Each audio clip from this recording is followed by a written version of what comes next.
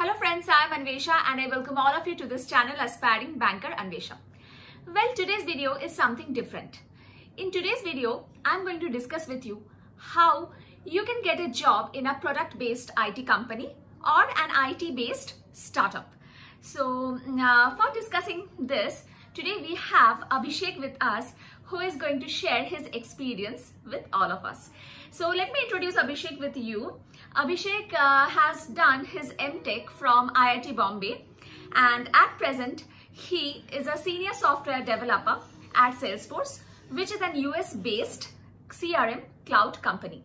And prior to this, Abhishek has worked in some other MNCs such as Amazon and Walmart. Abhishek also has a fair share of experience in startups such as Ola Cabs and Myntra. So, hi Abhishek, thank you for coming here. Thank you for having me. Thank you so much. So, let's discuss everything from the very basic, okay? So now friends, speaking of getting a job in IT companies, I would like to inform you about this company Relevel by Unacademy.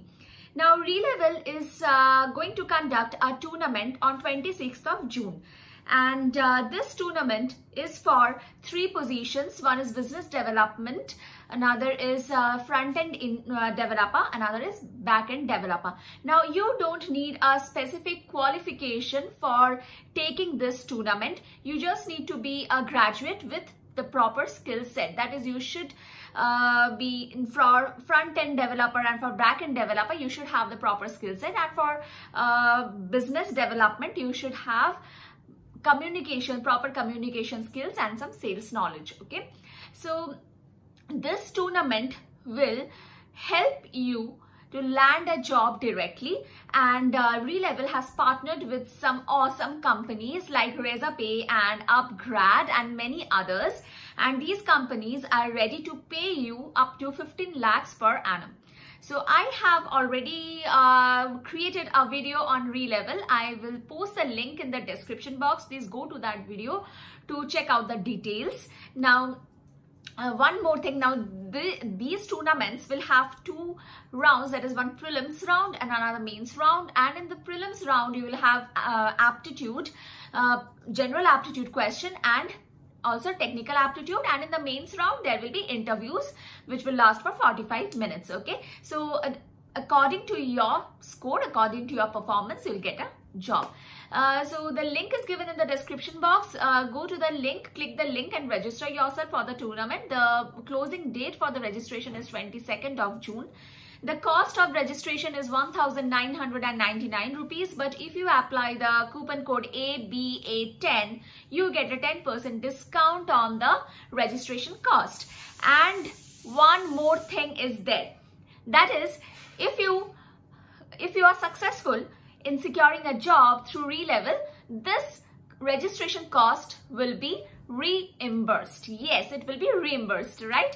So if you think you are well prepared, you have the skills, then what are you waiting for? Just click the link in the description box, go to the website and register yourself. Okay, and make no mistake, you don't require a hi-fi degree for getting this job. You just require talent. So Abhishek, what is the first step that a candidate should take for securing a job in an IT company? So the first step should be the candidate should create a profile, preferably LinkedIn. Okay. So there are multiple platforms like LinkedIn and Naukri. I am asking LinkedIn specifically because in LinkedIn you can reach out to any recruiter of any company that you want to apply for, and your profile should contain every details, like for example your any rank, for example IEEE rank or IIT rank. If you have appeared, then you should also mention that if you have attended any trainings of say AWS or any front-end technology or any technology that you have actually completed. And also you should include any achievement you have done at the time of like say in your +2 or plus, and in your graduation, any kind of achievements you can mention. And this should be the first step. Okay, so what you are saying is the first step is creating a professional profile on LinkedIn, right? Yes. And if I'm not wrong, what you are saying is that the candidate should specifically reach out to the recruiters of some specific companies. Say I'm a candidate and I want to apply for a job at, say, which company? No, tell me a name of a company. Well, I want to apply for a job at Myntra. Since you have worked there, so I'm taking the name of Myntra. I want to work there. So what do? I search for recruiters. I look for recruiters of Myntra or HR people, the talent acquisition team. Myntra, I search on LinkedIn, and then I send that person a message or something. Is it what you're saying? So not only recruiters also. Maybe you have in college you have some seniors that you know working in a good company.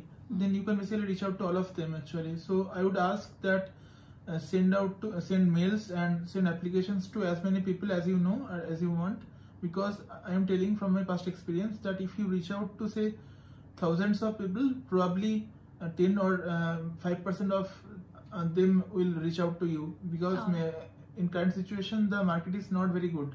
So actually most of the time actually the companies value for the referrals compared to any fresh face. So basically they will basically take the candidates from the referrals. So that's why I'm asking you, either you reach out to your seniors that you know that are working in a good company, or if it is not possible, then you can basically reach out to the recruiters. Okay, fine.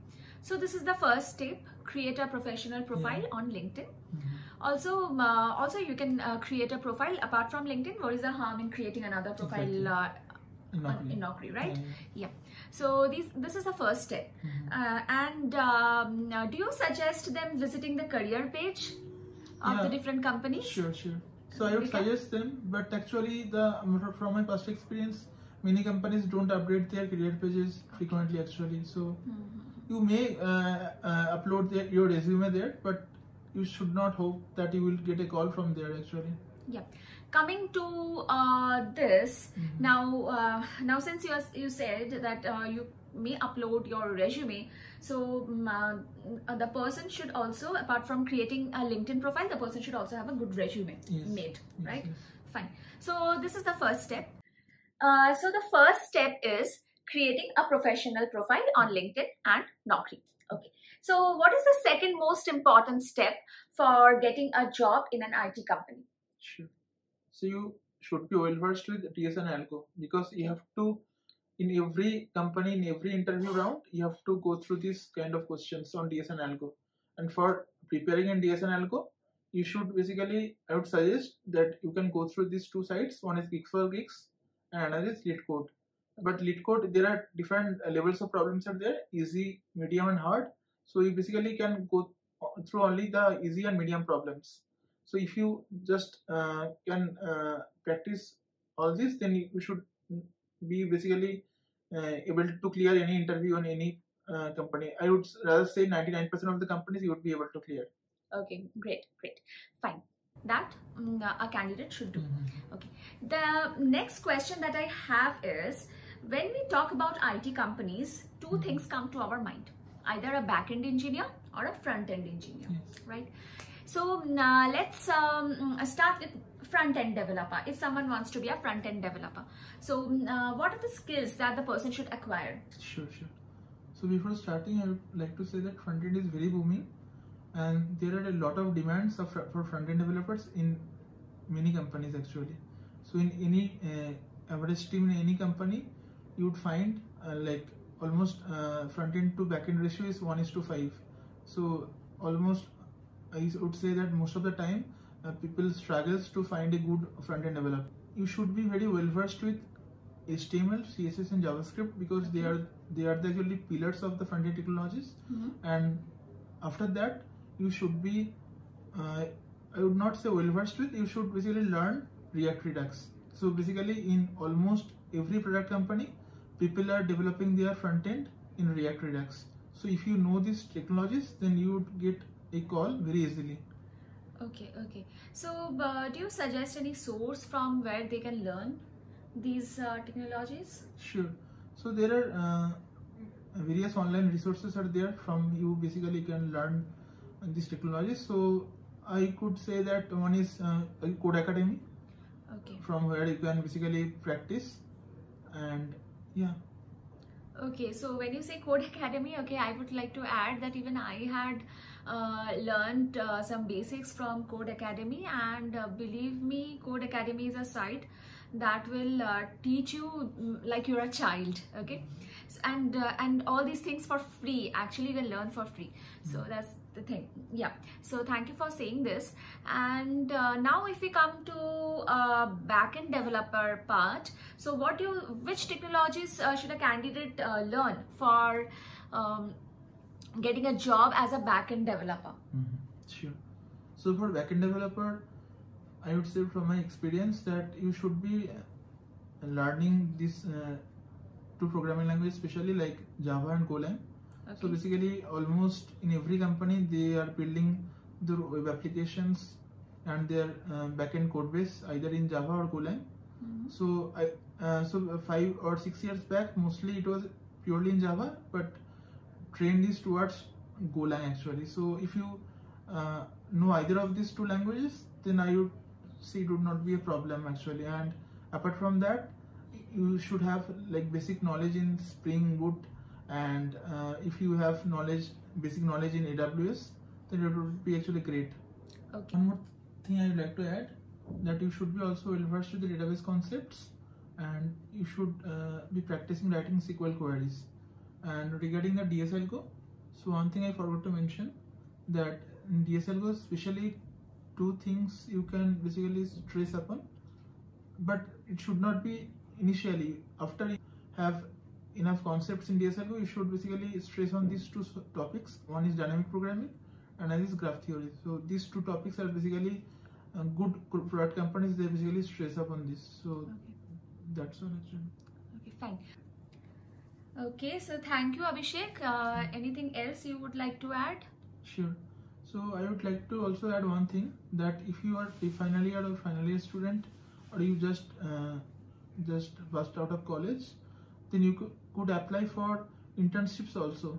So basically, many companies, what they do, they don't directly hire from all the colleges, but they basically Hire interns. hire interns from actually many colleges. So you can basically apply for internships, like I mentioned, that either contacting the recruiters in LinkedIn or contacting your seniors.